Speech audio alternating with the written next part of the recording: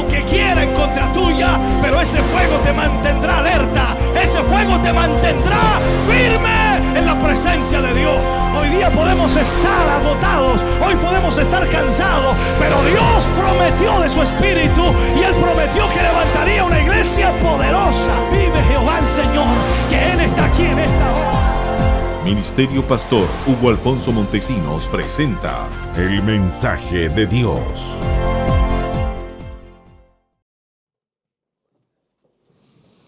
Búsquelo con calma allí, Isaías,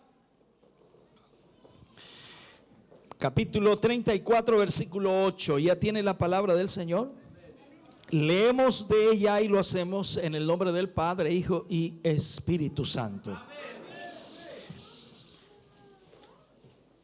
Porque es día de vergüenza o de venganza, dice, porque es día de venganza de Jehová, año de retribuciones en el pleito de Sión. Porque es día de venganza de Jehová, año de retribuciones en el pleito de Sión. Oremos al Señor. Padre, oramos ante tu presencia, pidiéndote, Señor, que en esta hora y momento tu Espíritu Santo tome dominio de nuestra vida y corazón, y que podamos, Señor, en los próximos minutos ser ministrados por tu palabra, ser, Dios mío, guiados y enfocados en tu propósito y voluntad. Señor, necesitamos que tu palabra, Señor, fluya en una forma especial, poderosa y maravillosamente. Gracias por lo que ministrarás a nuestra vida y a nuestro corazón en este día. Estamos seguros, Señor, que seremos bendecidos y que tu palabra nos ayudará a entender, Señor, lo que hoy vivimos y experimentamos. En el nombre de Jesús nos ponemos en tus manos para la gloria de Dios. Amén y amén, Señor. Demos la gloria al Señor. Gloria a Dios. Gloria a Dios. Gloria a Dios. Ese aplauso es de alabanza al Señor. Gloria al Señor. Puede sentarse, mi hermano, Dios le bendiga. Vamos a hablar en el día de hoy y usar como título al mensaje controversia de la vida. Controversia de la vida. Lo que acabamos de leer está dentro del libro de Isaías y es un pasaje que habla en realidad acerca de la lucha o la pugna que constantemente Dios tenía con las naciones paganas, por el hecho de que constantemente estas naciones se levantaban en contra de Sión o en contra del pueblo de Israel, y la envidia que existía de estas naciones hacia Israel por el beneficio que Dios constantemente entregaba a Israel. Entonces este versículo habla en realidad de lo que es el pleito de Sión, la disputa de Sión o la controversia que existía allí. ¿Cuál en sí es la controversia o el pleito de Sión? ¿Cómo podemos nosotros entenderlo? En realidad es la batalla de la vida. Aquí estamos hablando de algo muy importante. Saber que Dios es real, saber que Dios es verdadero es algo muy, muy relevante. Pero saber que Dios es vida y que Él da la vida a aquellos que le sirven y a aquellos que le buscan y a aquellos que le adoran es algo impactante. Cuando hablamos de vida, hablamos de Dios. Él dijo, Jesucristo dijo, yo soy la vida. Le dijo a Marta, el que cree en mí, aunque esté muerto, vivirá. Yo soy la resurrección y la vida. Por lo tanto, estamos hablando aquí acerca de la vida. Ninguna nación, por muy bendecida, ningún pueblo, por muy bendecido que sea, tendrá la vida por esa bendición. Pero tener a Dios, tener a Cristo en nuestros corazones nos da la vida. Y como dice Él en su palabra, vida en abundancia. Entonces el propósito de Dios es que el testimonio de Jesús venga a través de su iglesia, que el testimonio de Jesús se presente a este mundo a través de su iglesia. Y nosotros debemos levantar ese testimonio porque Cristo fue levantado de entre los muertos. Amén. Entonces no es solo algo que se debe hablar, sino también algo que realmente debe verse en nuestra vida. Cristo debe vivir a través de nosotros. Sión continuamente estaba en controversia o en lucha o en pugna ya con otros países, con otras naciones. Y era el objeto de la envidia y al mismo tiempo del antagonismo de las naciones. Todos de alguna u otra manera odiaban a Sión. Eso me parece mucho al tiempo de hoy, cuando Jesús mismo dice que el mundo nos va a aborrecer, que el mundo nos va a odiar, que el mundo nos va a rechazar. Porque cuando somos hijos del Señor, automáticamente eso se crea. Hay una controversia, hay una disputa tremenda, porque nosotros tenemos la vida de Dios y el mundo no la tiene, y ahí está el problema. Entonces, viendo esto, de alguna manera tratando de enfocarle la realidad, todas las naciones, de acuerdo al contexto de Isaías, todas las naciones fueron encontradas en algún tiempo o en algún momento, encontradas en forma relacionándose con Sión, en el sentido de que tenían algo que ver con Sión.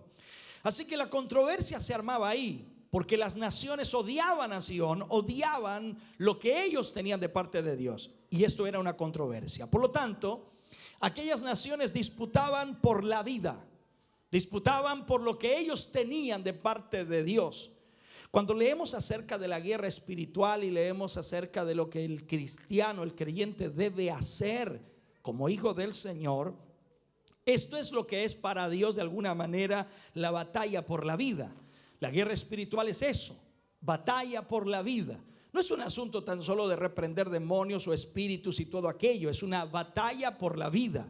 O sea, nosotros tenemos la vida de Dios y nosotros no queremos perder esa vida de Dios, y Satanás viene a arrebatarnos esa vida de Dios y nosotros no queremos soltarla por nada del mundo, y se forma esa batalla espiritual que es la guerra espiritual. Pero nosotros tenemos una batalla por la vida.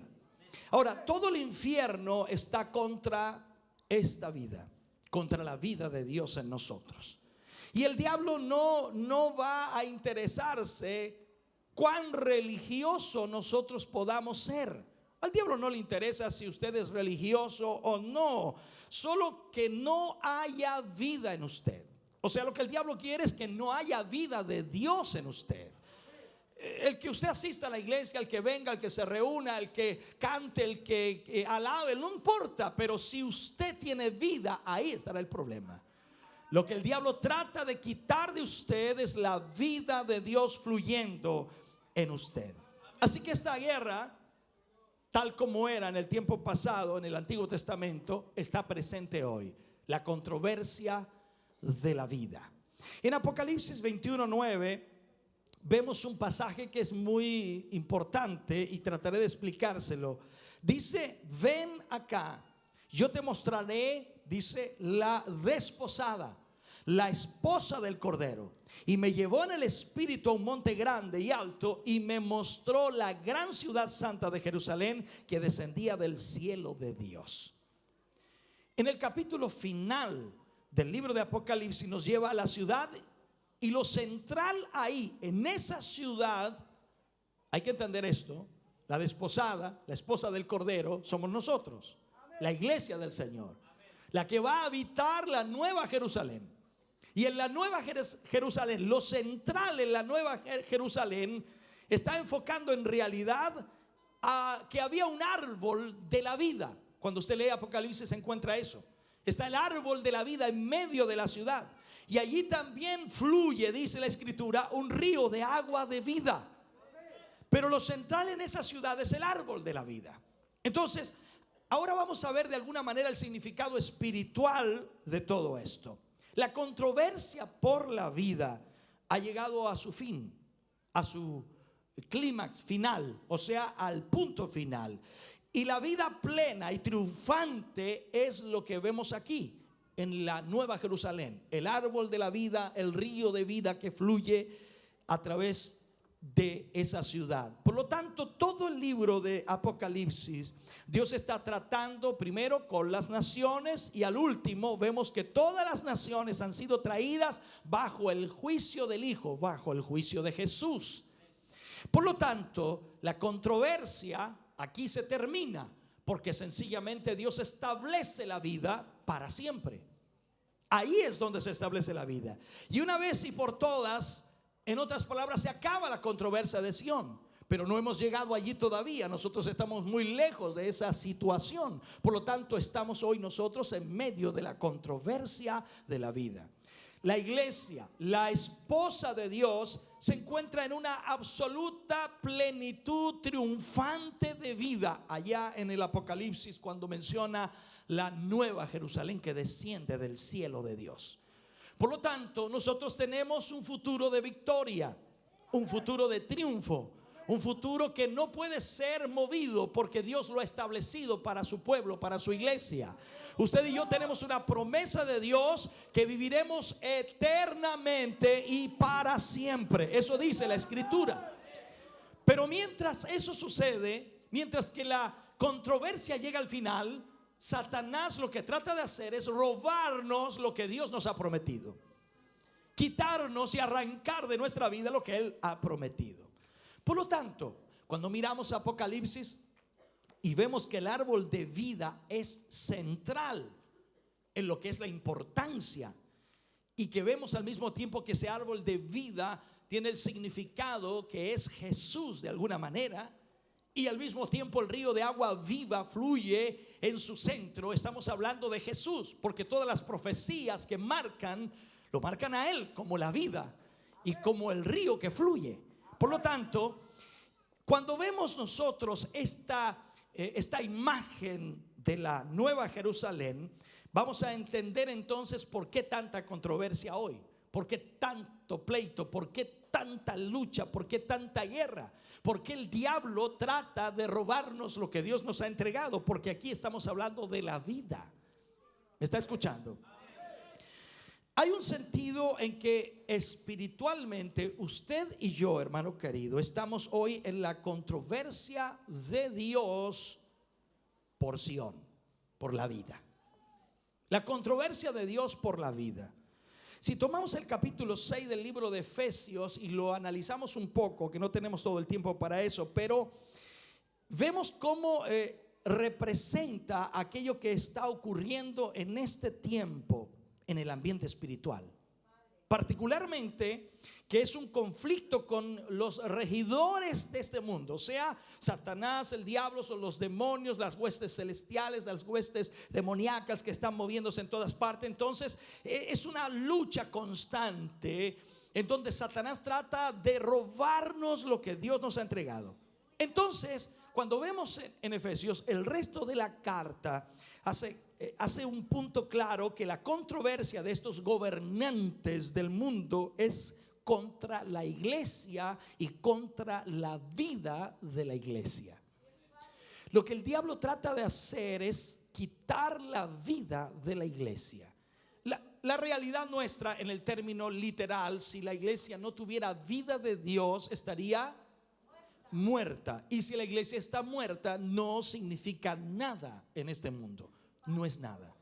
Pero si la vida de Dios fluye en esa iglesia, entonces el diablo tiene una lucha constante, porque no puede avanzar ni puede hacer lo que él quiera, porque hay una iglesia que lo detiene, hay una iglesia que lo frena, hay una iglesia que lo estanca en su procedimiento. Por lo tanto, es la lucha constante de los gobernantes de este mundo, y hablo de las huestes demoníacas, en contra de la iglesia y la vida que tiene esa iglesia. Entonces usted y yo estamos en la controversia, estamos en esta disputa sobre la vida.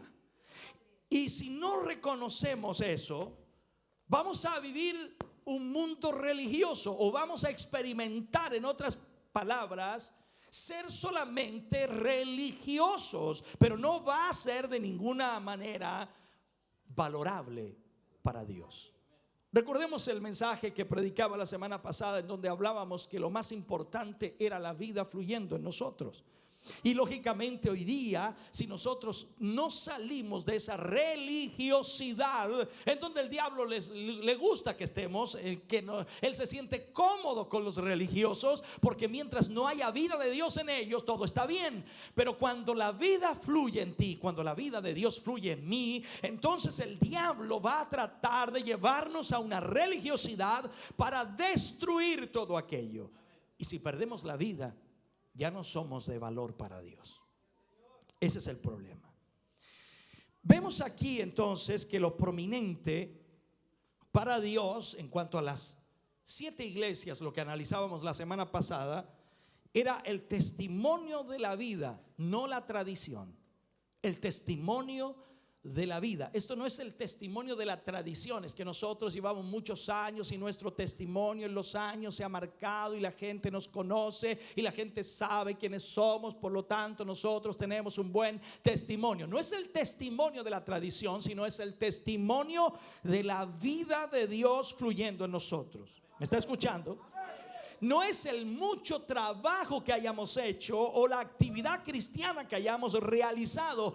No son muchas cosas buenas y recomendables las cuales hayamos hecho para que eso marque la diferencia con otras iglesias. Esas cosas pueden ser buenas a la vista de Dios, como también vio a las iglesias el Señor y vio cosas buenas.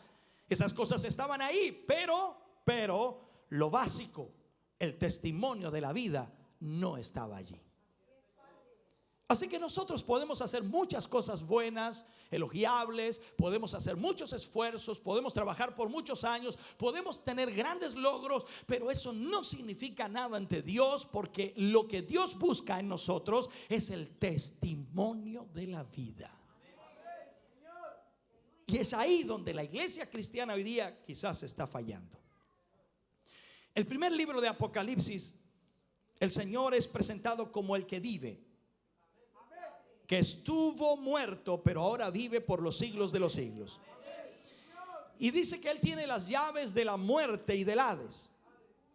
Entonces, como Él vive de entre los muertos, vive hoy, se le ve en medio de los candeleros, de acuerdo a lo que enseñábamos la semana pasada, que en los candeleros en sí, hoy día entendemos perfectamente que son las iglesias o la iglesia, la vasija, el testimonio. Por lo tanto, lo que Dios está haciendo ahí es que los está juzgando a cada uno de ellos de acuerdo a la vida que estaba en ellos, de acuerdo a cómo Él es. O sea, si Dios vive, nosotros también vivimos. Si Él venció la muerte, nosotros también venceremos la muerte por la promesa de Dios. Pero la pregunta es aquí: si Él vive y nosotros no vivimos, entonces ya no tenemos conexión con Él. No hay nada que nos lleve a ser parte de lo que Él es. Lo que de alguna manera el Señor descubre en estos pasajes de Apocalipsis, y lo que Dios revela en esas iglesias y de esas iglesias, es la medida de cuánto de su testimonio ha sido perdido en ellas. O sea, esas iglesias habían perdido testimonio de Dios en ellas. Y Él no encuentra en la mayoría de ellas lo que debe encontrar, que es la vida fluyendo. Y ese es el problema. Luego Él muestra aquellas cosas que han traído la contradicción con el testimonio. Y de alguna forma Él no habla de esas cosas en general, sino que Él nombra aquello que interfiere con la manifestación absoluta de la vida. Recuerde usted que el Señor en Apocalipsis viene y le habla a cada iglesia y le dice cuál es el problema. ¿Por qué la vida no está fluyendo? ¿Cuál es el obstáculo que está impidiendo que la vida fluya? Nómbreme alguna de ellas y nómbreme algo que el Señor haya encontrado mal en ella. A una le dijo: tienes fama o nombre de que vives, pero estás muerta. Sin embargo, había encontrado cosas buenas, pero esas cosas buenas no eran suficientes para darle vida. O sea, usted puede hacer cosas buenas, pero eso no es suficiente para que tenga vida. La vida proviene de Dios, y cuando usted es absolutamente un hombre de Dios y está en la voluntad de Dios, esa vida fluirá sobre usted. Por lo tanto, el Señor encuentra en esas iglesias obstáculos para que pueda la vida fluir. En esto se revela que lo más precioso para el Señor en sí es la vida espiritual en plenitud. La vida espiritual en plenitud, en poder y en expresión. O sea, cuando nosotros hablamos de vida espiritual, lógicamente nos vamos automáticamente a lo que vemos en la iglesia tradicional: la danza, el hablar en lenguas, el correr, el saltar. Y puede ser muy loable aquello, y no digo que esté mal, es parte de lo que puede ser lo espiritual. Pero centralmente la vida de Dios trae cambios, transformación, trae al hombre y a la mujer y lo hace a la imagen de Cristo. O sea, recuerde que lo que más desea Dios hacer con nosotros es llevarnos a su imagen y a su semejanza. Por lo tanto, cuando la vida de Dios fluye en nosotros, vamos a ser como Cristo es. Y ahí está el problema, ¿no? Yo quiero llevar de alguna manera este pensamiento otra vez al Antiguo Testamento, tratando de analizar un poco más. Dios es celoso por la vida. Dios es muy celoso por la vida. Dios no tiene celo de nada religioso. Dios tiene celo por la vida. Él no quiere que perdamos la vida que Él nos entregó, porque Él vino a darnos vida y vida en abundancia.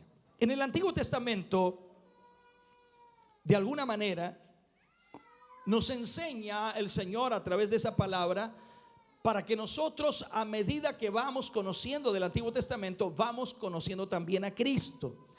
Así que en ella vamos a, de alguna manera, o en Él encontramos lo que es la vida de Dios fluyendo en Cristo.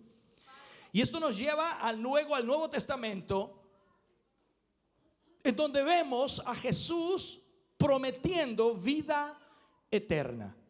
Y no tan solo prometiendo vida eterna, sino que también Él siendo la vida de Dios en esta tierra. Él vino para demostrar que sí se puede vivir para Dios. Él vino para demostrar que sí se puede vivir en la voluntad y propósito del Señor y cumplir con todo lo que Dios desea de nosotros. O sea, la vida de Dios fluía en Él. Vemos entonces el celo de Dios por la vida y su relación con ella. Vemos cómo Dios era absolutamente celoso de que sus hijos dejaran de vivir para Él. Es imperativo entonces que conozcamos de alguna manera lo que Dios quiere, porque si somos lo que Él era en este mundo, entonces debemos de tener su misma preocupación por la vida. Nosotros debiéramos estar más preocupados de nuestra vida espiritual que de cualquier otra cosa, porque la vida de Dios es la que nos mantiene vivos. Usted y yo sabemos perfectamente que mientras la vida de Dios fluya en nosotros, el diablo puede atacarnos con toda su artillería, pero no habrá manera de detenernos, ni habrá manera de hacernos caer, porque mientras la vida de Dios fluya, habrá un río, habrá un fluir, habrá una manifestación, habrá un poder, habrá una unción, habrá algo extraordinario fluyendo en nuestra vida, y nada de eso que el diablo traiga en contra de nosotros nos detendrá. Entonces Dios no tan solo quiere una estructura religiosa, sino que tiene que ser la vida fluyendo, la vida de Dios en ella. Y esto implica, en otras palabras, que si nosotros vamos a predicar de Dios, la vida debe estar fluyendo en nosotros, porque eso es lo que debemos predicar, la vida de Dios.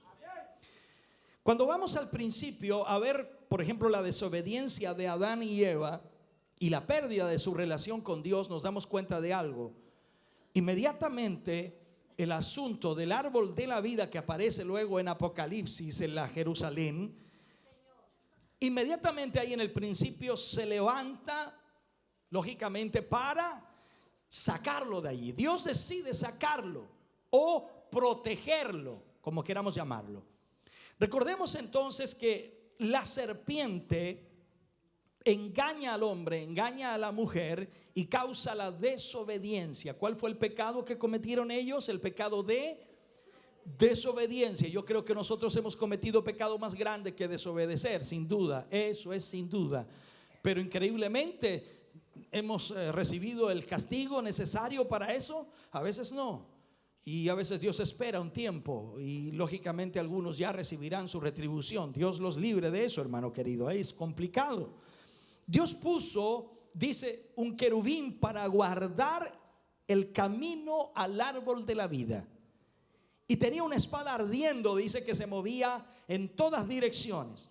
¿Por qué Dios haría esto? ¿Por qué Dios tuvo que hacer esto? Para que el árbol de la vida no pudiera ser alcanzado por el hombre.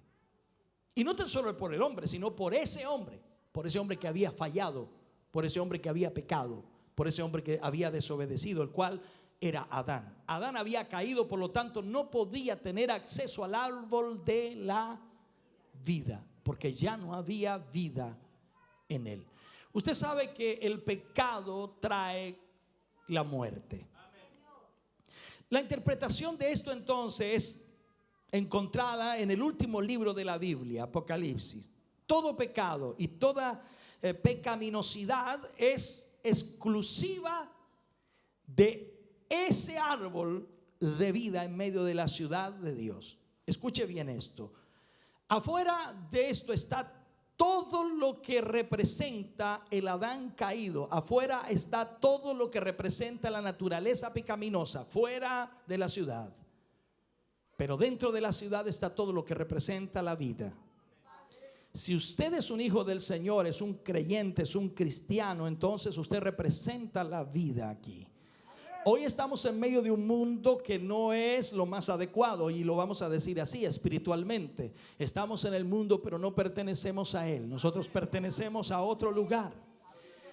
Ningún hombre puede conocer la vida eterna a menos que la obra redentora del Señor Jesucristo haya sido efectiva en él. El punto es entonces que desde el principio Dios tomó un paso para proteger esa vida del acercamiento o del alcance del hombre pecaminoso. O sea, Dios nunca quiso que el hombre tomara del árbol de la vida siendo un pecador. Ningún pecador puede tomar del árbol de la vida siendo un pecador. Dios no iba a dejar que un estado pecaminoso siguiera indefinidamente. Por eso la causa del pecado es la muerte. Ahora piense por un momento, ¿qué hubiera pasado si Adán entra al huerto y toma del árbol de la vida habiendo pecado? Viviría eternamente. Entonces Dios dice, no, la vida está reservada para los que tengan vida de Dios en ellos.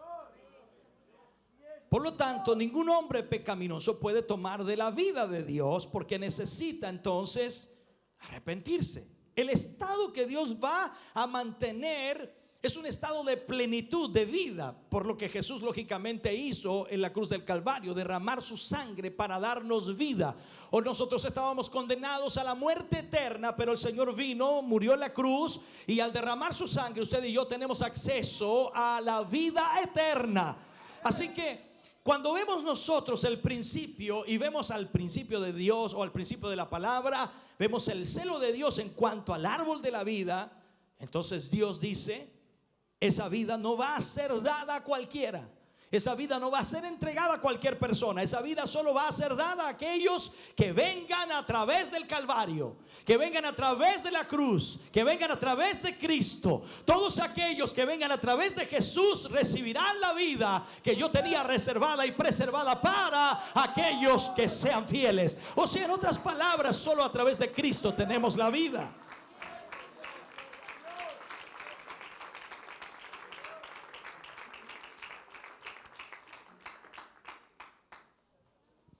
Es algo tremendo y maravilloso ver que Él suspende la posesión de esta vida hasta que la maravillosa obra de la cruz haya tratado con ese estado pecaminoso que el hombre tiene.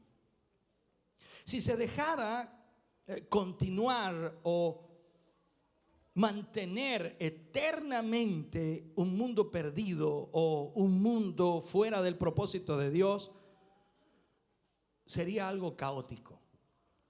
Por lo tanto, Dios decide cambiar las cosas y envía a su Hijo a morir a la cruz para cambiar la vida del hombre y de la mujer.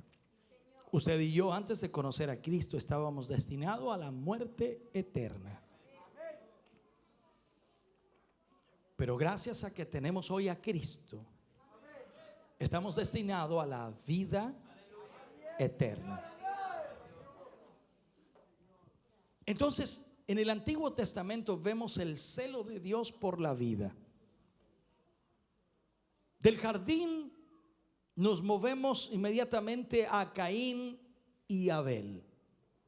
Y vemos cómo se desvela de alguna manera la actitud de Dios en cuanto a la vida. Cuando Caín mató a Abel, Dios instantáneamente apareció en escena. Dios aparece en escena. Y note eso. Aquí había algo que Dios, o que a Dios le concernía muchísimo. ¿Y qué es lo que dice Dios? La voz de la sangre de tu hermano clama a mí desde la tierra. Luego en el libro de Levítico, Dios dijo que la vida está en la sangre. ¿Por qué lo dijo? Vamos a verlo. ¿Qué estaba diciendo él? La vida de tu hermano está clamando a mí. Aquí vemos el celo de Dios por la vida. Algo que había muerto, y lógicamente, y tenemos que ver lo que Dios le estaba diciendo a Caín. Caín fue maldecido por matar a su hermano. Fue marcado y fue echado. Y él clamó, Caín clamó: mi castigo es mayor de lo que puedo soportar, dijo Caín. Esa es la actitud de Dios hacia la vida.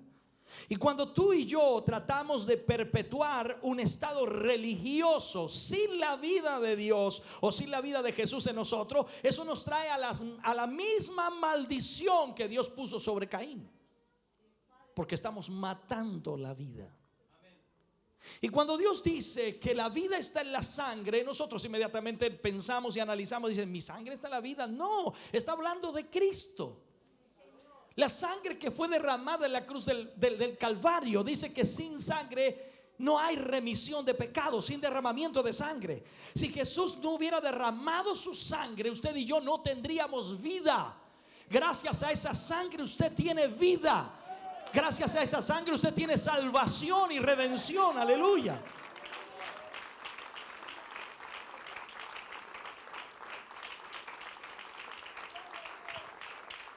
Si miramos un poco la Biblia en el Antiguo Testamento, vemos a Noé.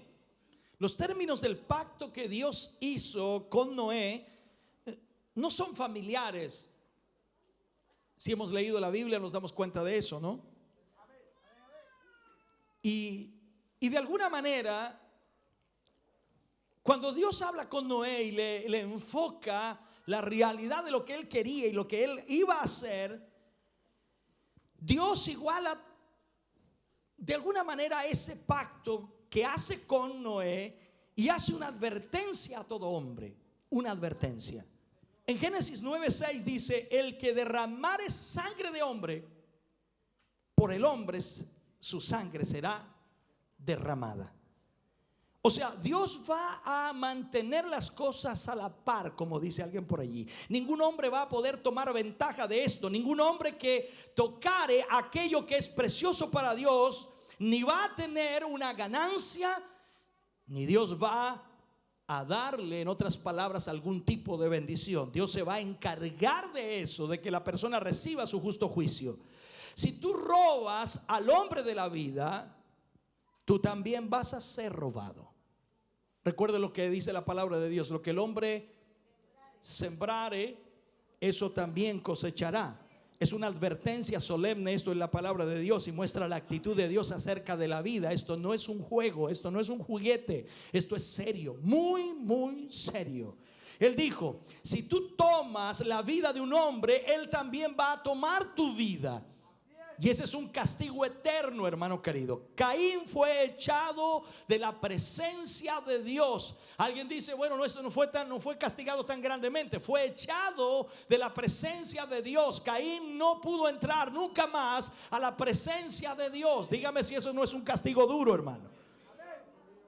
Cuando llegamos a Enoc y vemos que en el Antiguo Testamento hay una gran revelación de la mente de Dios respecto al hombre en el asunto de la vida.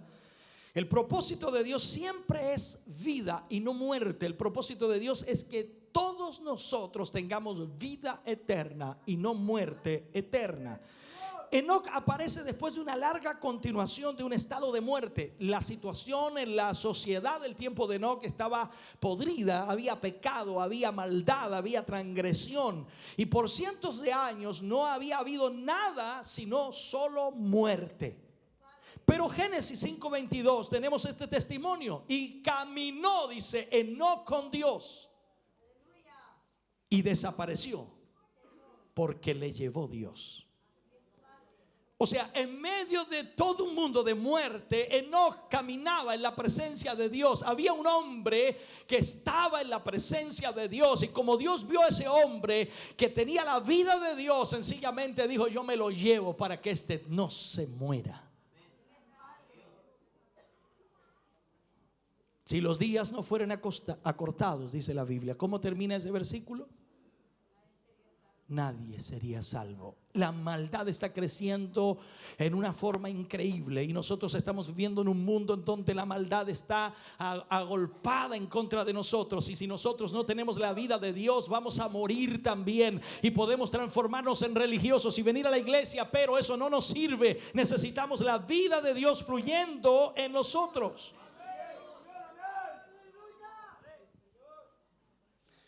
Entonces Enoc caminó totalmente por un camino diferente en contraste al hombre de pecado, al hombre de maldad, al hombre caído, mostrando de alguna manera cuál era el pensamiento de Dios, cuál era el deseo de Dios, que los hombres caminaran en el temor de Dios. Cuando el hombre retorna a la comunión con Dios, pasa de muerte a vida. ¿Dónde está usted ahora? No voy a estar en el trance, estoy en el proceso, pastor, estoy en el proceso, estoy como medio muerto. Pero, o sea, pasa de muerte a vida, porque ese es el trance, ¿me está escuchando? Entonces ese siempre fue el pensamiento de Dios, traer al hombre de la muerte a la vida. Y la única forma de hacerlo es entregando su vida. O sea, Jesús se entregó para dar su vida, para que esa vida viva en nosotros hoy. Y nosotros, como Pablo dijo, ya no vivo yo, sino Cristo vive en mí. O sea, la vida de Dios fluya a través de nosotros.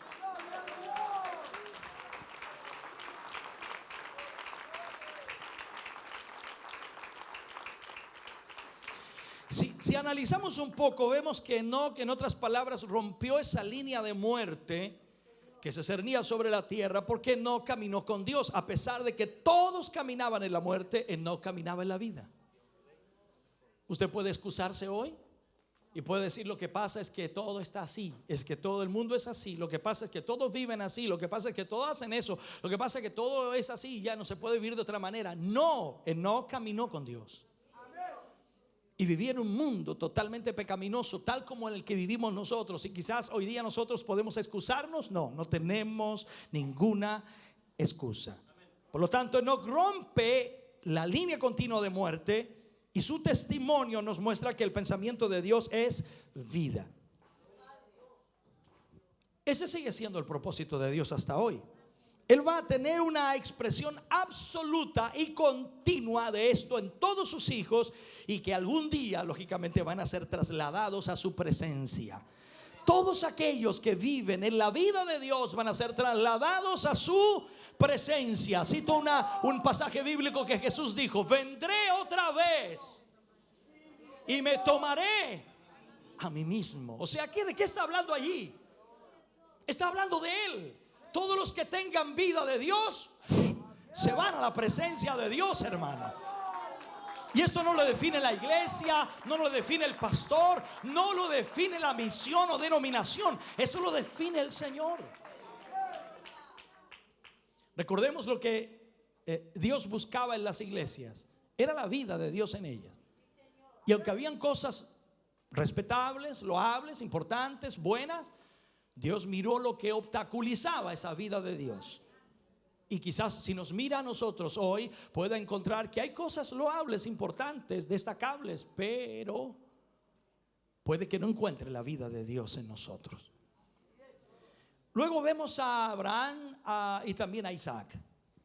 En ellos vemos que cuando Dios tiene un gran propósito en mente y cuando Él empieza a obrar conforme a ese propósito, Él tiene que llevar todo al lugar donde la muerte no puede tocarlo.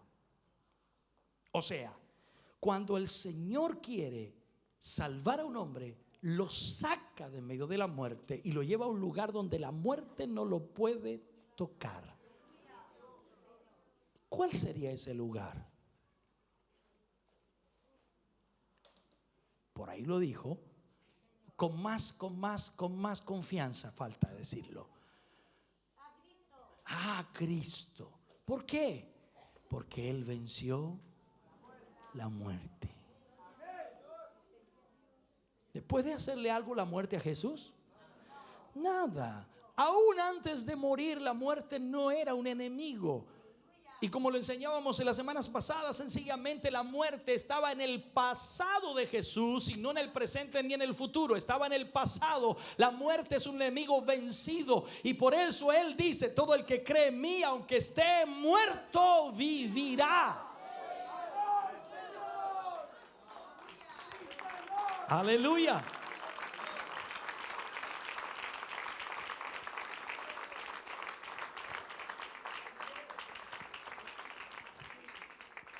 Isaac era aquel con el cual el propósito de Dios estaba ligado. Y por lo tanto, a causa del propósito que Dios tenía con Isaac, tenía que ser llevado típicamente al lugar donde la muerte no lo podría tocar.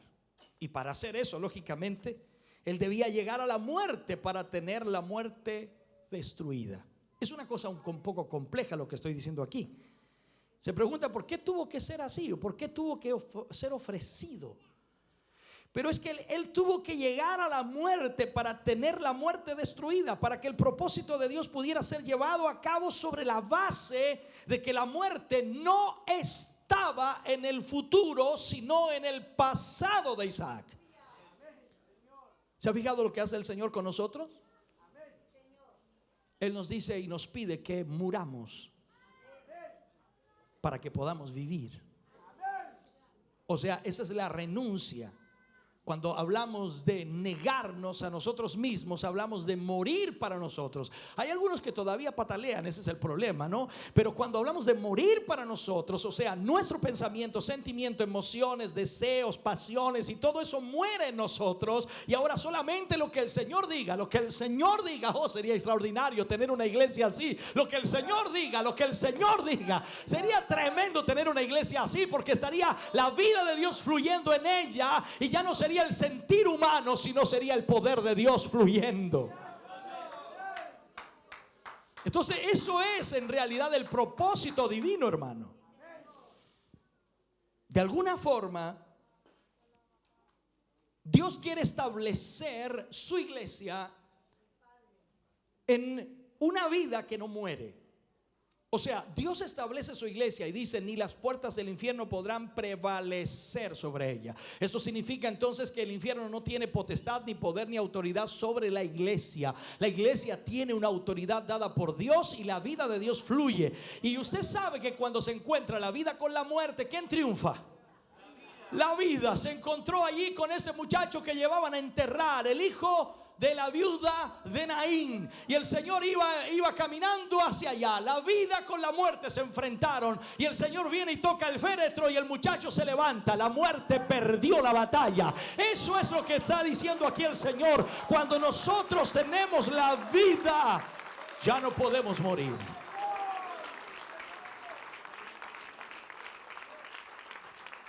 Ahora, para nuestra mente humana, lógicamente existe la muerte física. Usted puede morir hoy, mañana, pasado, como yo también puedo morir hoy, mañana o pasado, y me van a sepultar, me van a dejar ahí al Parque Las Flores y me tiran unas pocas flores encima, y lógicamente yo morí. Pero literalmente, bíblicamente dice que aunque yo muera allí físicamente, un día me levantaré de entre los muertos. Y esa es la promesa del Señor. Dice: no morirá eternamente. O sea, sencillamente yo descanso. Qué bueno descansar. ¿Les gusta descansar? Pídale al Señor que les dé un descanso.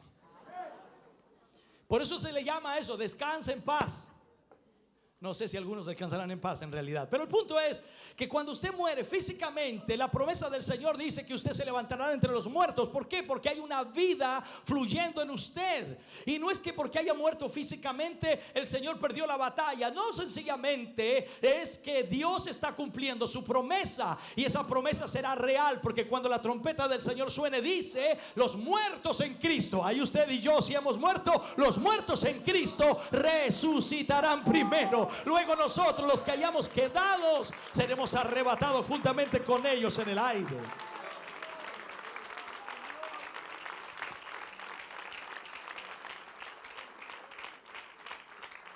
Aleluya. Recordemos que la palabra del Señor nos habla: yo soy, dice, el que vivo y estuve muerto, mas he aquí que vivo por los siglos de los siglos. Si Jesús murió y resucitó, ¿cómo no voy a creer yo que si muero no voy a resucitar? Si estoy en su promesa y la vida de Dios fluye en mí. Amén.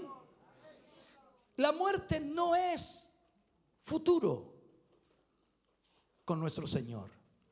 La muerte con nuestro Señor está en el pasado. Hay cosas que usted ha vivido en el pasado y usted las recuerda porque vivió en el pasado, pero usted sabe que no las volverá a vivir. Amén. Gloria a Dios por eso. Todas estas son expresiones vividas, fuertes y a veces profundas de la actitud de Dios respecto a este tema de la vida. Es algo muy costoso, sin duda, y fue infinitamente costosa para Dios, porque Él tuvo que entregar a su Hijo para que nosotros pudiéramos tener la vida de Dios. Entonces, también costó mucho para aquellos que estaban en comunión con Dios. Y todo esto es la controversia de Sion, o la controversia de la vida. En principio, es el celo de Dios sobre la vida, es la pugna, es la lucha. Lo que Dios desea de su iglesia hoy día es que esté llena de vida de Dios, rebosante de vida de Dios. El diablo va a atacarnos, el diablo va a tratar de detenernos, y quizás no lo hará ahora que estamos en medio del culto, pero lo hará cuando esté en su casa, en el trabajo, en la calle, donde quiera, y traerá todo tipo de pensamientos, deseos y pasiones a su vida. Y ahí está peleando la muerte con la vida, y usted tiene que tener la vida de Dios, aferrarse a Jesús para que esa vida fluya, para que fluya como un río que se lleve y arrastre todo aquello que está impidiendo la gloria de Dios.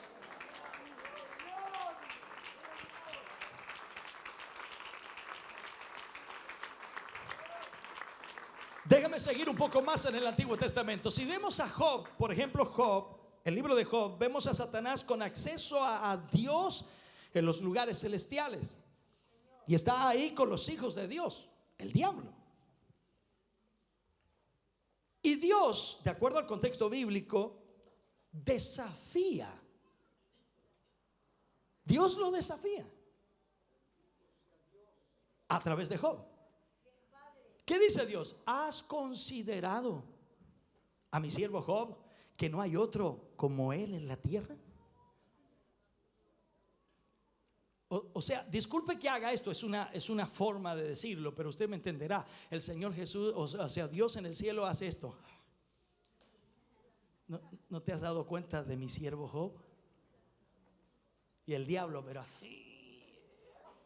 O sea, imagínese, dice algo de nosotros el Señor. ¿No has considerado, tíreme un nombre, no has considerado a mi siervo? Claro, ¿y ustedes qué? ¿Y ustedes qué?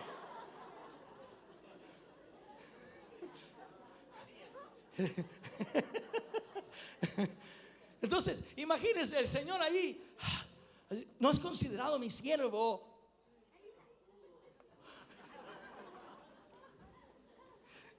Pancracio, para no dañar a nadie.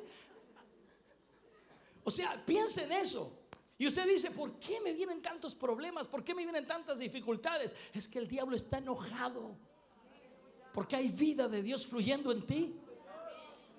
Si no hubiera vida de Dios, olvídate. Tú vives tu vida tranquilo, haces lo que quieres, vives como quieres, bebes lo que quieres, fumas lo que quieres, te diviertes como quieres, haces las sátiras que quieres. Y claro, las consecuencias de ese tipo de vida las tendrías, porque todo tiene su consecuencia. Pero no puedes decir que el diablo se levantó contra ti porque duermes con el diablo. Sales de jarana con el diablo, así que no puedes decir que el diablo trajo eso. No, sencillamente es la consecuencia de tu pecado. Pero cuando tú vives para Dios, tú sabes que lo que te está sucediendo no es por pecado, no es por maldad, sino es porque tú estás buscando más de Dios y te has aferrado al Señor. Y eso es extraordinario. Por eso es que cuando sufrimos por la causa del Señor es diferente.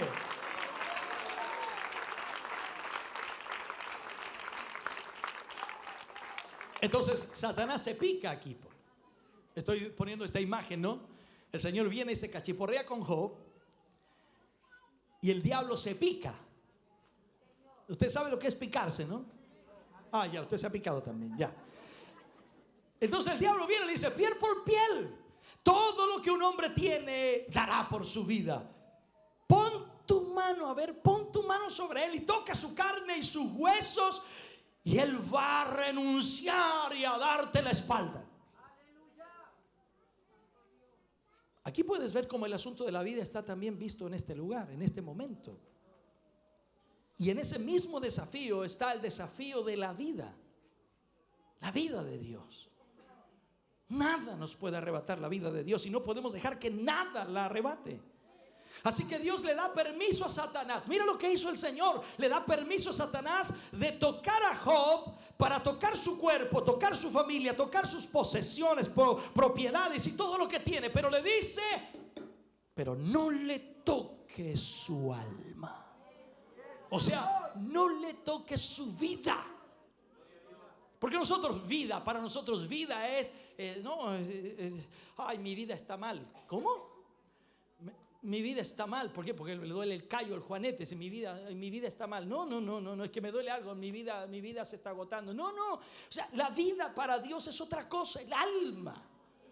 Lo que Dios puso ahí en el hombre para que le diera la vida. Por lo tanto dice, no le toque su alma. Así que aquí vemos otra vez el celo de Dios por la vida. El celo de Dios por la vida.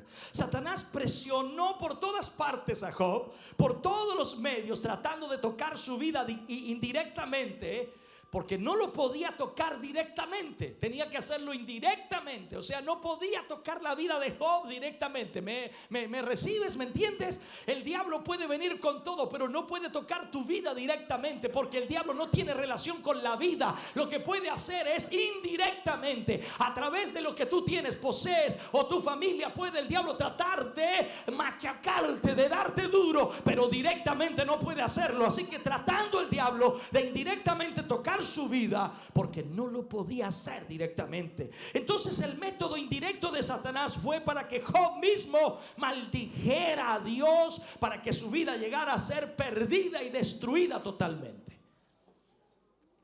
Piensa por un momento cuántas veces te has sentido complicado, ¿no? Cuando vienen los problemas y las dificultades y comienzas a hablar más de la cuenta, y a veces te enojas con Dios. ¿Te has enojado con Dios? No levante la mano. ¿Te has enojado con Dios alguna vez? ¿Te has molestado con Dios? Entonces, para entender el libro de Job, hermano, debemos entender que es la controversia de la vida. Satanás, que es muerte, tratando de destruir la vida. Muchos han dicho que es una controversia sobre la fe. La fe de Job, la paciencia de Job. Pero la fe es un factor relativo. ¿Me estás escuchando? En realidad es la controversia de la vida, la lucha, la batalla, la guerra de la vida y la muerte. Y eso es lo que estamos viviendo hoy día. Satanás no quiere debilitar tu fe, tan solo quiere matarte. ¿No has oído y no has leído que dice que el diablo vino a matar, robar y destruir? Hoy las cosas buenas que vino a hacer, qué tremendo. Matar, robar y destruir. Encuentra algo bueno ahí. Matar, robar y destruir. Pero ¿qué dice el Señor?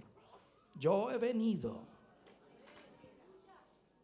Entonces los hombres hablan de fe como si fuera algo que puede tener en lo abstracto, pero en realidad cuando vemos esto de Job, estamos hablando acerca de la vida, porque la fe es una parte de la vida. La fe es una parte de la vida. Tu fe flaquea y tu vida comienza a extinguirse. Es como cuando la energía eléctrica comienza a perder su potencia. Es 220 volt aquí y comienza a bajar a 180, 170 y ya como en 150 más bajo ya las luces comienzan. Así están algunos cristianos. Su fe ha ido extinguiéndose y la vida comienza a apagarse. Entonces el celo de Dios es por la vida, y la razón por la que pongo muchos énfasis en esto es lo que Él espera que tú produzcas y que yo produzca, que es la vida de Dios en algún lugar de esta nación. O sea, donde quiera que vayamos, la vida tiene que ir en nosotros. Nosotros somos representantes de la vida. Antes éramos representantes de la muerte. ¿Te acuerdas cuando eras representantes de la muerte? Qué bien la representabas, hermano. Qué bien la representabas. Ebrio por la calle. Ebrio. ¿Por qué? Porque la representabas bien. Grosero, agresivo, golpeador, peleonero y de todo lo que pueda decirte. ¿Por qué? Porque la representabas bien. Era la muerte en ti. Pero ahora eres la vida. Y la vida debe ser representada como debe ser.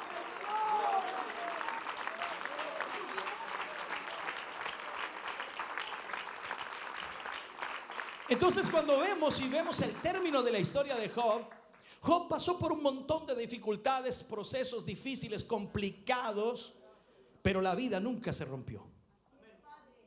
Alguien dijo, estuvo a punto, pero no se rompió. Y al final la vida triunfó. Y Job, una vez que triunfó en su vida, tuvo el doble. ¿Tú crees que Dios te va a meter en una prueba y una dificultad para que tan solo aprendas de eso? No tan solo eso, Dios te va a dar doble. Dios te va a dar doble. ¿Me estás escuchando? Entonces, vemos la plenitud, que es en sí la victoria que Dios nos da. Y todo lo que es vida se ve aquí al final en la historia de Job. Él triunfó. El enemigo está presionando. El enemigo está tratando de destruir nuestra vida espiritual a través del cuerpo.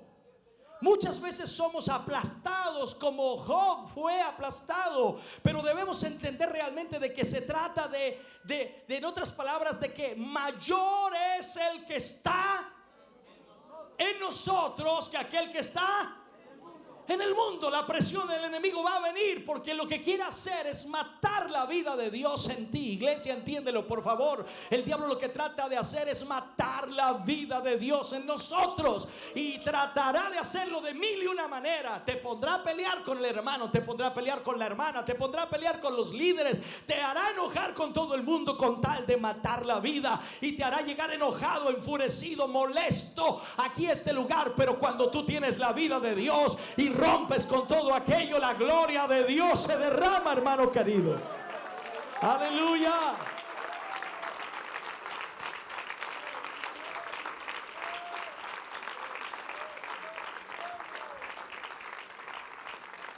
Así que el diablo va a tratar de robar la vida de Dios en nosotros. Y lógicamente vamos a tener nuestras preguntas. Van a haber tiempos cuando estamos desalentados.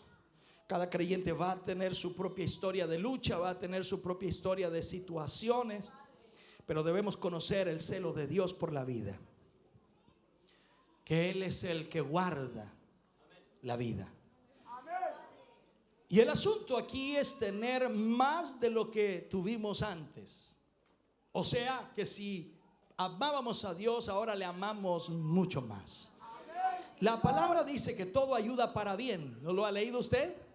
Todas las circunstancias son para tener más vida. Todas las cosas le ayudan a bien a los que Dios ama. Entonces, cuando vemos la escritura, vemos eso. Cuando vamos al Éxodo, Israel saliendo de Egipto, es el asunto de la vida también y de la muerte. Dios lo muestra desde el principio, el asunto final de la vida o de la muerte. Dios lo hace a su forma, lógicamente, y hace su provisión para que cuando la muerte está recorriendo la tierra, su propio pueblo va a ser inmune a ella y van a tener vida a causa de la sangre. ¿Se acuerda usted? Entonces Dios toma las cosas en sus propias manos. La vida de los suyos es tomada bajo su custodia, bajo su protección. Yo protejo a los míos, dice Dios. Dios nos está gritando desde el Éxodo diciendo: yo protejo a los míos. Aleluya. Y cuando para preservar la vida de los suyos se trata, Él tiene que destruir una nación si tiene que hacerlo. O sea, sencillamente el diablo puede levantarse con todo lo que quiera, pero si Dios quiere preservarnos, Él puede destruir hasta una nación para preservar a sus hijos, porque Dios es así, porque Él pelea por la vida. Dios no se va a detener en nada cuando la vida de su pueblo está involucrada. Y eso lo digo más y lo amplío mucho más todavía. Lo amplío mucho más.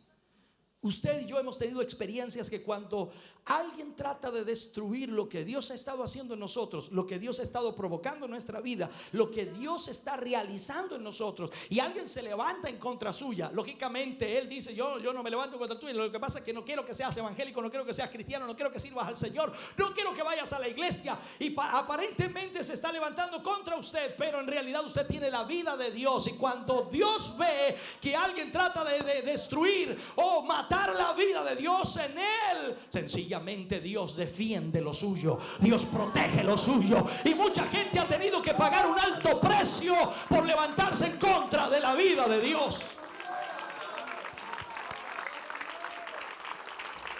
Aleluya.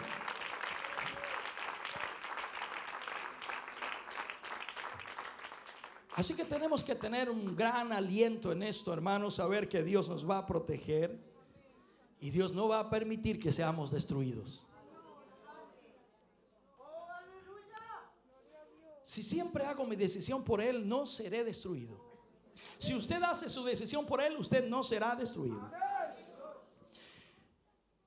Cuando vemos la ley levítica acerca de la vida en aquellos pasajes del Levítico, concerniente lógicamente a la actitud de Dios con respecto a la vida y al mismo énfasis para su pueblo,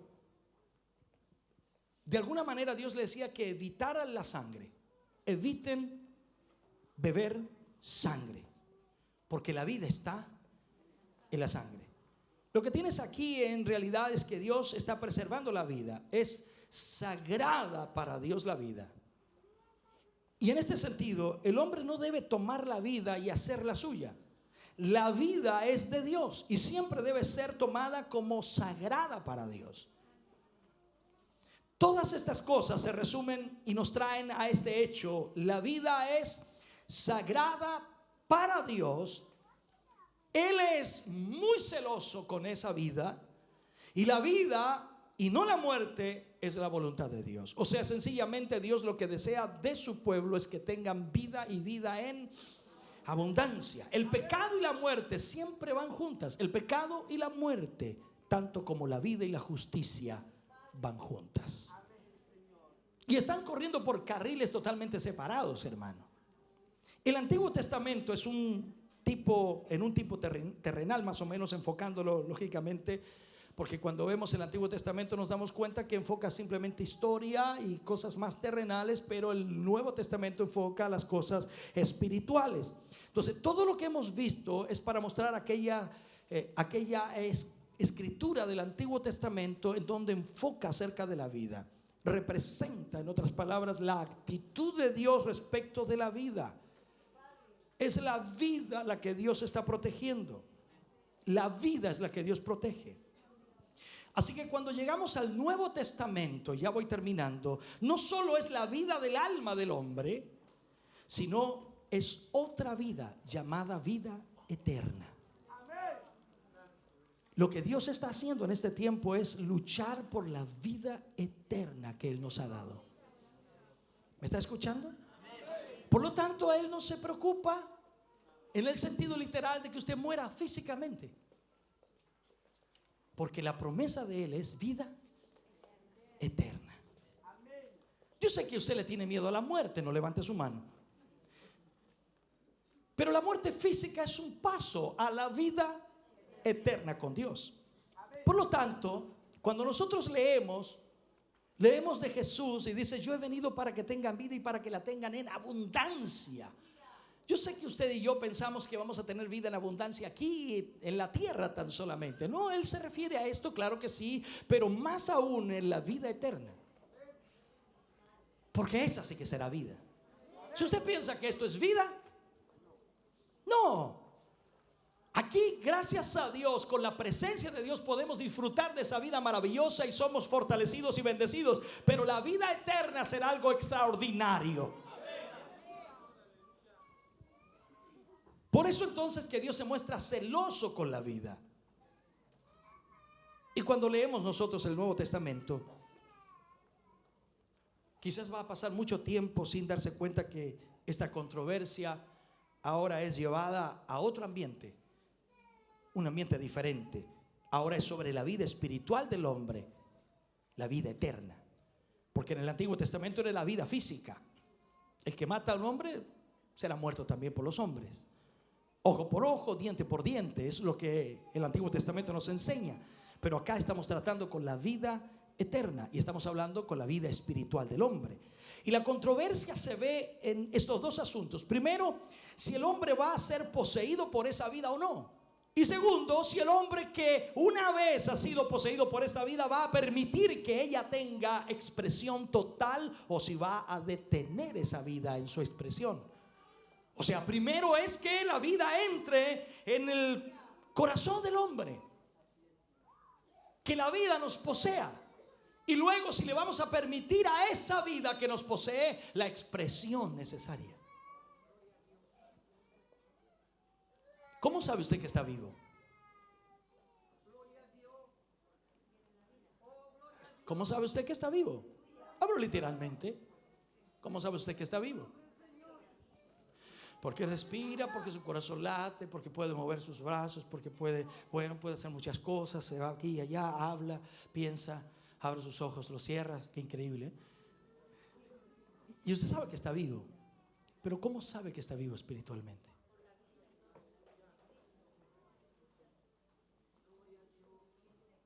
¿Cómo sabe? Por eso habla aquí de que una vez que hemos sido poseídos por esa vida, porque claro, cuando el Señor Jesús entra en nuestro corazón, Él toma posesión de nuestra vida. Y hablando de posesión, significa entonces que nosotros vamos a ser guiados, dirigidos. Y eso significa que nosotros vamos a permitir que esa vida tenga expresión en nosotros, una expresión total. Es como cuando una persona cambia el carácter, cambia su forma de vida, cambia su forma de hablar. Oye, que hay cambiado harto, que eres diferente a como era y habláis hasta diferente. Oye, te moví diferente, actuás diferente, te vestís diferente. ¿Qué te pasó, hombre? Pero pareces otro. Pareces otro. Ahora, si usted no le han encontrado ninguna diferencia y sigue siendo el mismo de siempre, entonces significa que hay un problema serio. Puede que tenga la vida de Dios, pero no ha permitido que esa vida tenga expresión en usted. Y usted la retiene, la contriñe. Y usted quiere tratar bien a su esposa y no la anuncia. Y usted quiere tratar bien a sus hijos y usted quiere tratar bien a su jefe porque lo retiene. No le deja expresar la vida. No le habló a nadie el Señor, no importa. Eso es lo de menos. Entonces Dios nos va a juzgar por esto, hermano. Si usted ha detenido a esa vida o no en su vida. Si usted está deteniendo esa vida. Recuerde que el Espíritu Santo es contriñido, ¿cómo es la palabra? Contristado, mejor, más bíblico todavía, contristado. ¿Por qué? Porque no lo dejamos fluir. Y el Espíritu Santo quiere movernos. Y cuando nosotros decimos, muévete Espíritu Santo, y nosotros así, muévete Espíritu Santo, muévete Señor en esta iglesia, glorifícate aquí Señor en esta iglesia. Y nosotros tenemos así al Espíritu Santo. Y Él quiere levantar ahí.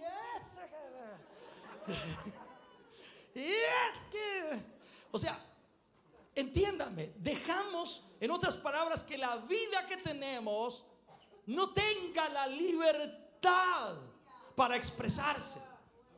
Entonces por eso es que a veces nosotros andamos tan tristes, hermano. Uno dice, ¿usted es cristiano, hijo del Señor? Sí, gracias a la misericordia del Señor. Y alguien dice, se le nota, hermano. Pero así también a otros no se le nota.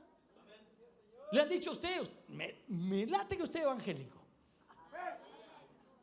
¿Y usted qué dice? Gloria a Dios, pues. Gloria a Dios, pues. Aleluya. ¿Por qué? Porque se le está notando. Pero en la conversación, de repente nace esa conversación en el trabajo, es decir, lo que pasa es que yo voy a la iglesia. No me digáis, ¿vaya a la iglesia? ¿Y cuándo empezaste a ir? A ir como 10 años atrás. Ni cuenta me había dado, hombre. Bueno, tampoco es el caso de ustedes, gracias a Dios. Entonces Dios va a juzgarnos por eso, hermano. Si hemos o no detenido la vida de Dios en nosotros, Dios va a darnos esa vida. ¿Me está escuchando? Y nosotros tenemos que dar a luz la vida. Pero si detenemos su expresión a través de nuestra propia vida y a través de la iglesia que has establecido, que estás asistiendo, Dios no va a tratar muy amablemente conmigo. ¿Por qué? Porque la controversia es la vida. Por eso Dios en las 7 iglesias que buscaba la vida de Él. Aquí no tengo nada que ver yo con el letrero, la gloria de Sion, la gloria de esto, la gloria de esto, no importa, voy a nombrar cualquier letrero, ¿me entiendes? Y el Señor llega a esa iglesia, no tiene nada que ver con el letrero. Yo estoy buscando aquí la vida. Es como cuando fue a la higuera. ¿Qué fue a buscar a la higuera? Hojas, fruto. No tenía nada que ver con las hojas y que la rama, qué bonitas, esta quiebra aquí, oye la sombra que da. No tenía nada que ver con eso. Irle a buscar fruto. Entonces Dios viene a buscar de nosotros la vida de Él. Si la vida de Dios fuera un olor, un perfume, un aroma, todos deberíamos usar de la misma. No sé si me entiende, estoy tratando de llegar a explicarle bien esto. Entonces, si detenemos esa expresión, vamos a ponernos en controversia y en pleito con Dios. Y a usted no le gustaría estar peleando con Dios porque tiene segura la derrota. ¿Está escuchándome? Entonces vemos la realidad después de haber salido de los tipos o de las sombras del Antiguo Testamento. Y vemos inmediatamente que hay un ataque persistente contra la vida. Satanás ahora lo que quiere destruir en la iglesia es la vida. Ni siquiera quiere desmoronar los programas que se hacen. Ni siquiera quiere desmoronar los sistemas, el ordenamiento y todo aquello. No, al diablo le viene bien eso, porque eso es parte de la religiosidad. Al diablo le viene mal cuando la vida de Dios está fluyendo en la iglesia. Cuando los hermanos comienzan a perdonarse. Cuando los hermanos comienzan a amarse, cuando los hermanos comienzan a respetarse, cuando los padres y los hijos comienzan a reconciliarse, cuando las familias comienzan a unirse. Eso es lo que el diablo no quiere, porque eso es vida de Dios.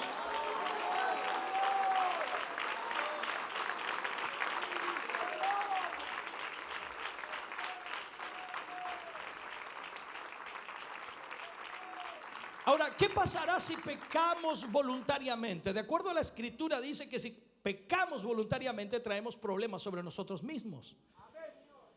Pero si caminamos con Dios como Enoc caminó con Dios, ¿cuántos caminan con Dios?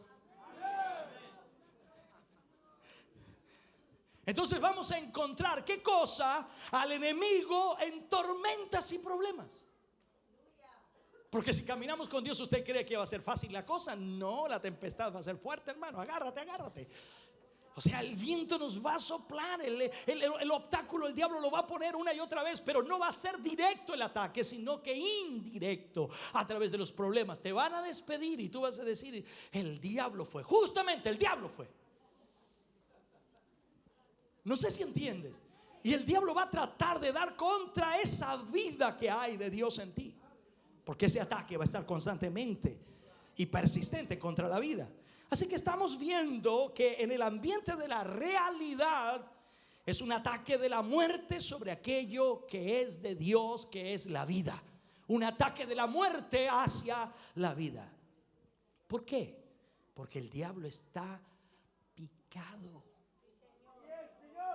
¿Cómo te lo expreso, hermano? El diablo está molesto, más que molesto. El diablo está enojado, airado. Y como un coro antiguo decía: el diablo está enojado, tiene razón.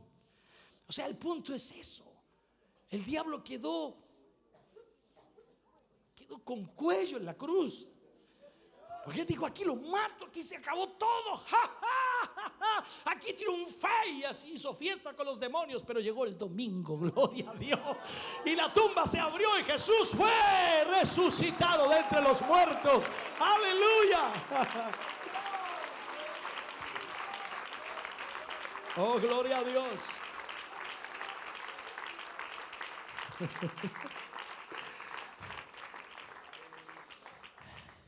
Quiero terminar. ¿Me das 10 minutos, hermano? Y si no, igual me los tomo ya. Disculpa. Cuando vemos a Adán, ¿qué tenía Dios en vista para Adán? ¿Qué tenía Dios programado para Adán o en propósito para Adán? Sin duda lo supremo para Adán de parte de Dios era el árbol de la vida. O sea, era como el broche de oro en el huerto. No sé si me entienden. Esperó que Adán durante un buen tiempo conociera todos los árboles, ¿me entiende? Y comiera del fruto, viera todos los animales, le pusiera nombre. Pero el broche de oro era que Adán, ven, acércate por aquí. Quiero que comas de este fruto de la vida. Porque has sido fiel, porque has sido honesto, porque has sido sincero. Ven, come, sírvete. Ese era el broche de oro para Adán. ¿Me estás escuchando? Pero Adán no pudo poseer aquello que el árbol representa. Y aquí vemos que no hay absolutamente ninguna duda que esto era el plan de Dios para él.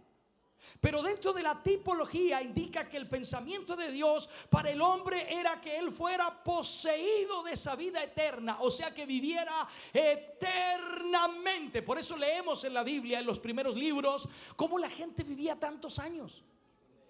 Matusalén, como es el que vivió más años, 969. ¿Cuántos tiene usted? Uy, no alcanza ni al 9. O sea, piénselo, 969. ¿Qué hace usted con 969 años viviendo sobre esta tierra? Pediría: por favor, llévenme. Si ya con lo que tiene ya no. Tiempo fuera, dice usted. O sea, 969 años. ¿Y cuántos vivieron los demás? Adán, una cantidad de años increíble. Y cada uno de ellos, hermano, el mismo Abraham tuvo a Isaac casi a los 100 años. ¿Y nosotros qué hacemos, hermano? Entonces, eso es el punto tremendo. Entonces, aquí cuando vemos lo que Dios quería con Adán, era extraordinario. Y dijo Jehová Dios: he aquí, el hombre es como uno de nosotros, sabiendo el bien y el mal. Ese fue el problema del hombre. Conoció el bien y el mal. ¿Me está escuchando? Ahora pues, que no alargue su mano y tome también del árbol de la vida y coma y viva para siempre. Ahí fue cuando Dios decidió no darle del árbol de la vida, porque el hombre ya había caído. Entonces este era el plan, que Adán participara del árbol de la vida y viva para siempre. Así que Dios ya había determinado que el hombre tendría esta vida eterna en comunión con Dios mismo. Realmente el gran propósito para Adán era la vida eterna. Vida eterna. Satanás rompió esa unión, tal como quiere hacerlo en este tiempo. Satanás quiere, como lo enseñaba en los temas pasados, que nosotros actuemos libremente, solos, con nuestra propia decisión, aislados de Dios. Eso es lo que quería también con Jesús cuando vino a tentarlo en el desierto. ¿Qué quería? Que Jesús actuara sin la anuencia de Dios, o sea, por solitario, o sea, bajo su propia decisión. Pero Jesús no actuó solo. Jesús obedeció a Dios y reprendió a Satanás. ¿Me está escuchando? Entonces, Pablo escribe y dice: así como en Adán todos mueren, habla acerca de Jesús. Así como por un hombre entró el pecado y el pecado la muerte, así también por un hombre entró la vida. Oh, bendito Dios. Entonces, un ataque a aquello que era de Dios, era un ataque de la muerte. Satanás, el diablo, vino a destruir lo que Dios estaba planificando. Y lo mismo es verdad en el caso de Abel, y lo mismo es verdad en el caso de todos los hombres de la Biblia que aparecen cuando la vida de Dios fluye en ellos. Así también lo mismo es el caso de nosotros hoy día, que estamos en medio de la vida, y Satanás lo que viene a traer sobre nosotros es la muerte. Con Job pasó exactamente lo mismo.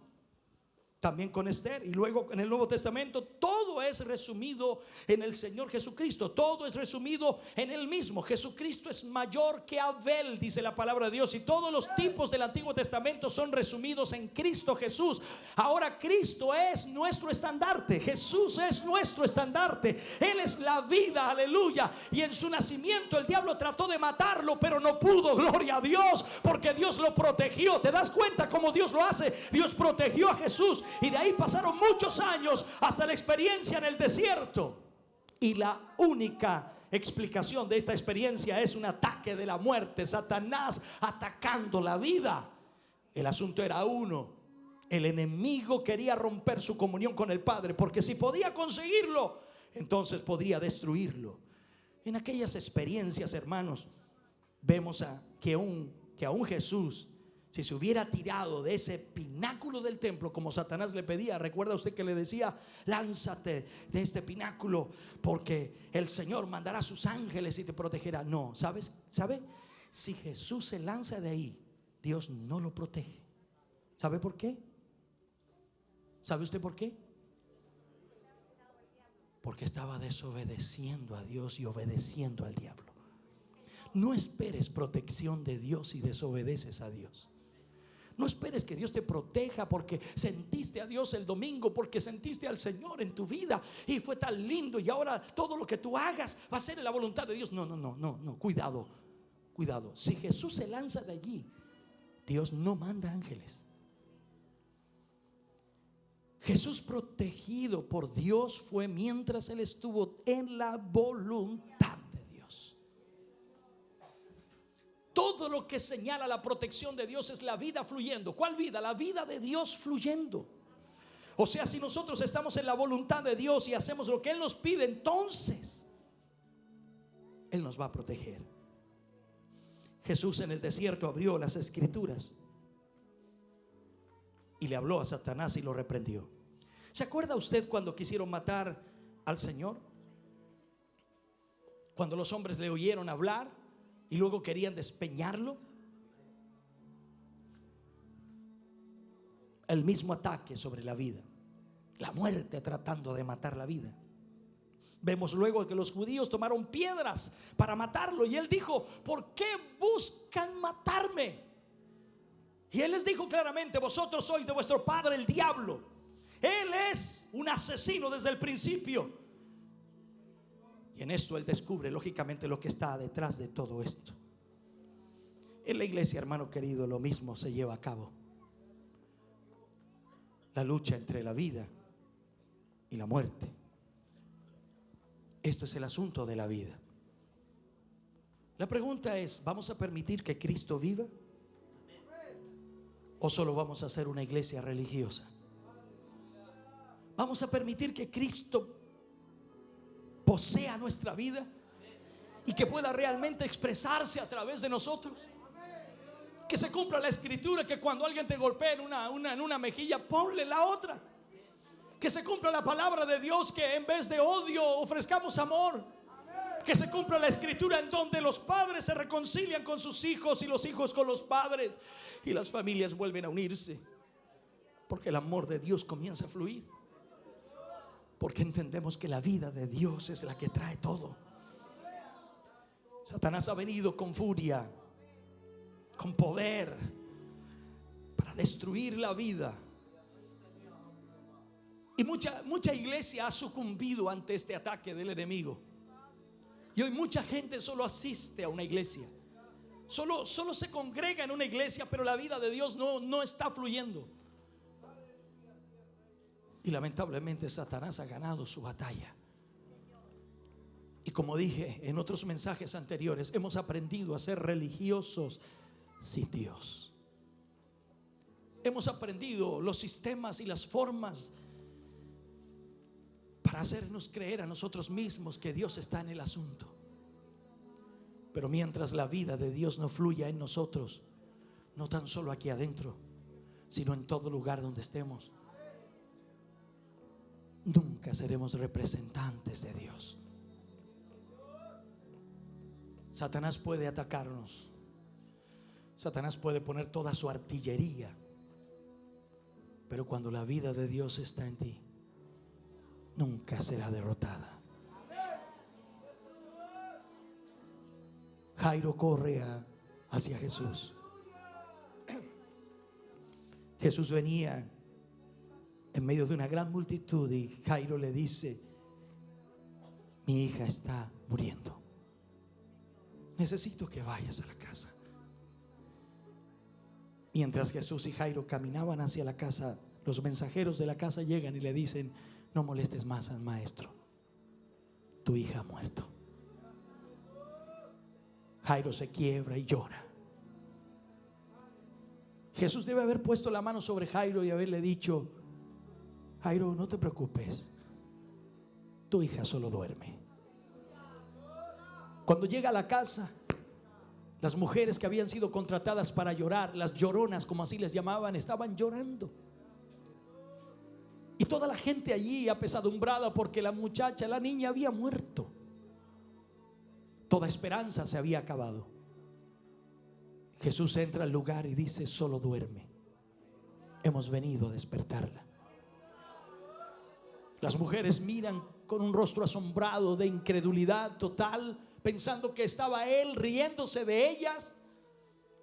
Se sienten ofendidos porque piensan que Jesús no entiende lo que es la muerte, o que Jesús les trata de enseñar lo que es la muerte. Entonces Jesús entra al lugar, ve a la niña en la cama,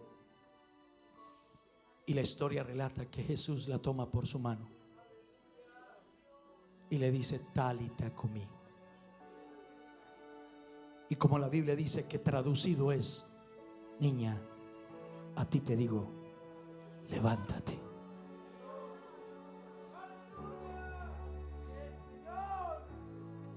Es el pleito de la vida y la muerte. La muerte había venido a matar, robar y destruir. Pero Jesús dijo: yo he venido para que tengan vida y vida en abundancia. Quizás hoy te ves sin esperanza. Quizás hoy sientes que ya no hay esperanza para ti. Y piensas que sencillamente todo está acabado y está cerrado y finiquitado. Pero Jesús está aquí en esta mañana y la vida se hace presente en este lugar. En un mundo lleno de muerte, en un mundo lleno de maldad y de pecado, la vida se hace presente.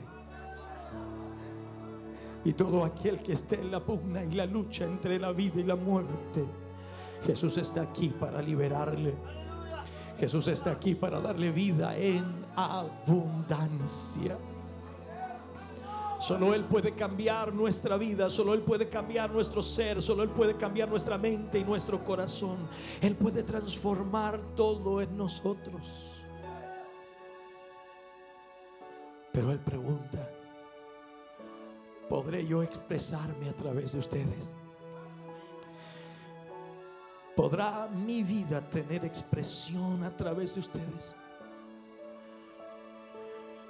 ¿Podré yo demostrar que vivo en ustedes? ¿Podré mostrarle al mundo lo que puedo y logro hacer cuando alguien me permite obrar? Los milagros son de Él y le pertenecen a Él. Hoy puedo decir: soy un milagro de Dios y tú eres un milagro de Dios. Porque Él un día entró en nuestra vida y comenzó a cambiar todo en nosotros, y hasta el día de hoy Él quiere seguir haciéndolo.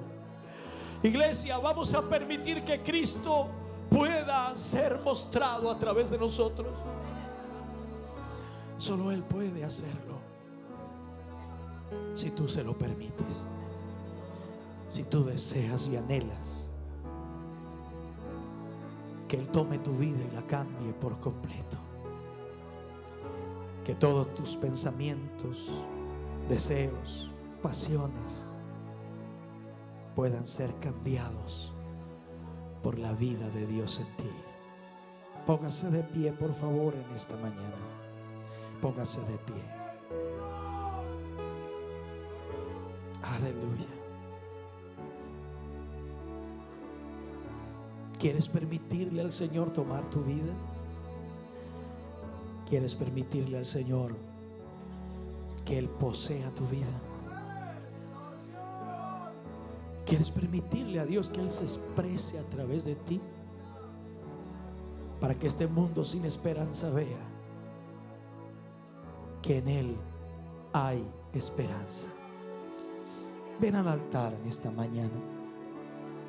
Dios nos ha hablado a todos hoy. Ven, ponte de pie aquí. Tu necesidad está ante el Señor. Él conoce tu vida. Él sabe tus luchas. Él sabe tus presiones. Él sabe cuánto te cuesta. Él sabe cuánto estás sufriendo. Él sabe cuánta agonía cargas en ti. Pero Él es el único que puede ayudarte. Él es el único que puede cambiar en tu corazón todo lo que entorpece que la vida de Dios fluya en ti. Oh, bendito sea el Señor. Venga en esta mañana al altar del Señor. Acérquese. Oh, bendito Dios. Hay presencia de Dios aquí. Oh, gloria a Dios. Aún hay lugar para usted en esta mañana. Permítale al Señor que tome su vida. Acérquese más. Aún hay espacio en el altar. Acérquese más. Apéguese más adelante. Venga más acá. Aún siguen pasando muchos. Venga, acérquese más, lo más que pueda. Oh, bendito sea el nombre del Señor.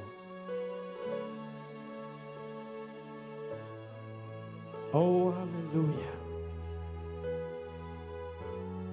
Te adoramos, Señor Jesús. Presencia de Dios.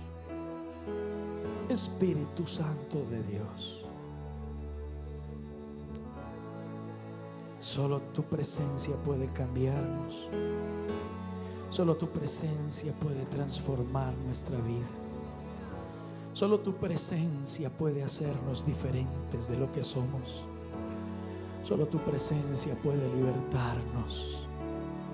Oh Jesús, cuánto te necesitamos. Cuánto necesitamos esa vida tuya en nosotros, Señor.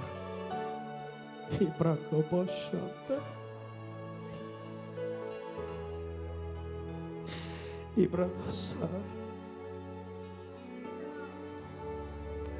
Irono Shandarova Kaimi Ibrada.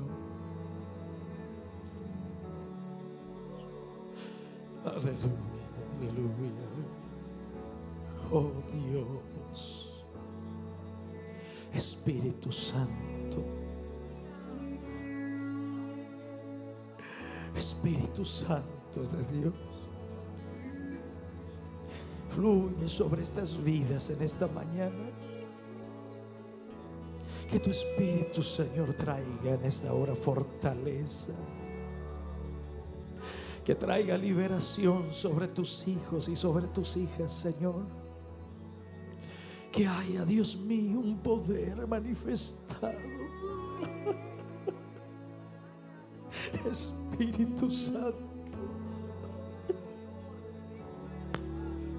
porque solo tú puedes restaurar, porque solo tú puedes cambiar. Oh Rey de gloria, te adoramos, Jesús, te adoramos, Jesús. Recibe, Señor, nuestra adoración, nuestra alabanza en esta mañana. Recibe, Dios mío, toda honra y toda gloria, Señor. Y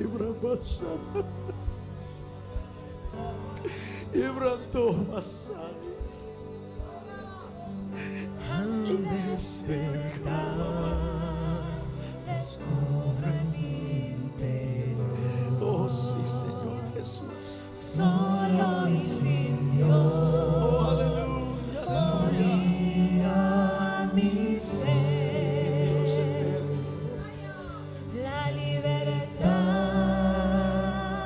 Él me ofreció. Yo te amo, soy Cristo. Me habló, me habló. Me dijo, cuando yo estaba muerto. Espíritu Santo, Cuando sin esperanza me Espíritu Santo de Dios, fluye en este lugar, Señor. porque yo Espíritu soy la Santo de Dios. Aleluya, aleluya. Oh sí, Señor. tomando mi mano Bendito eres, Señor Jesús. hijo eres tú. Aleluya, sí, Señor.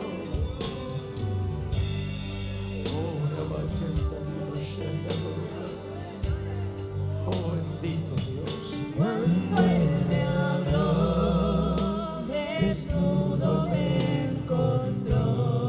Oh, sí, Señor, sí, Señor. Solo su voz me hizo renacer. Luego su luz le dio a mi ser un camino nuevo para andar. Él nos dijo, Me dijo, vive cuando yo estaba muerto. Vive cuando sin esperanzas me encontré. Vive porque yo soy la vida. Vive y tomando mi mano me levantó. Dijo, eres tú. Me dijo, vive cuando yo estaba muerto. Vives cuando sin esperanzas me encontré. Vive porque yo soy la vida. Vive y tomando mi mano me levantó. Dijo, eres tú. Santo, Santo, Santo. Oh, te adoramos, Jesús.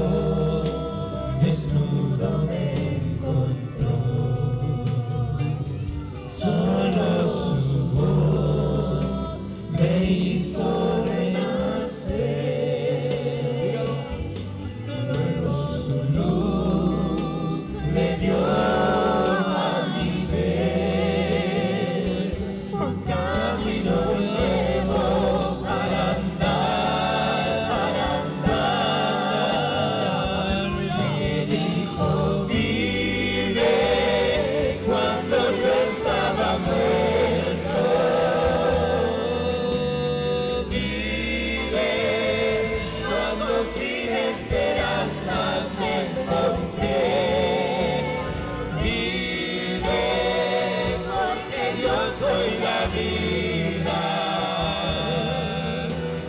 Vive y tomando mi mano me levantó. Hijo eres tú. Me dijo, vive cuando yo estaba muerto. Vive cuando sin esperanzas te encontré. Vive porque yo soy la vida. Vive y tomando mi mano me levantó. Hijo eres tú. Me dijo, vive cuando yo estaba muerto. Vive cuando sin esperanza me encontré. Vive porque yo soy la vida.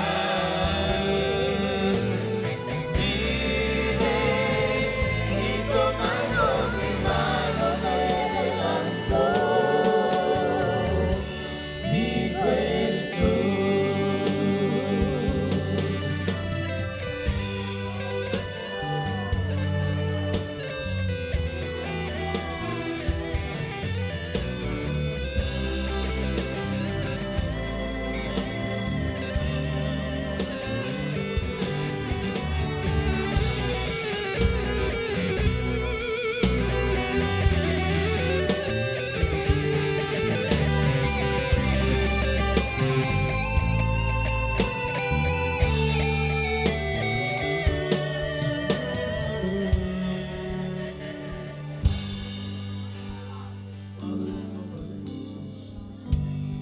Te damos gracias.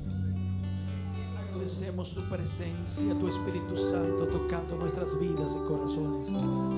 Agradecemos, Señor, tu presencia confortándonos y alentándonos una vez más.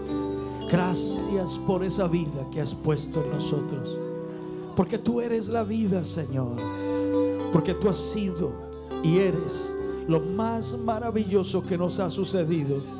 Tú eres, Señor, todo para nosotros. Y hoy te pedimos, Señor, que tu presencia permanezca en nosotros. Y nos ayude, Señor, a manifestar la expresión de esa vida en nosotros. Para que a través de nosotros muchos puedan conocerte. Que tú eres el Señor y que tú eres el Salvador. En el nombre de Jesús. Amén.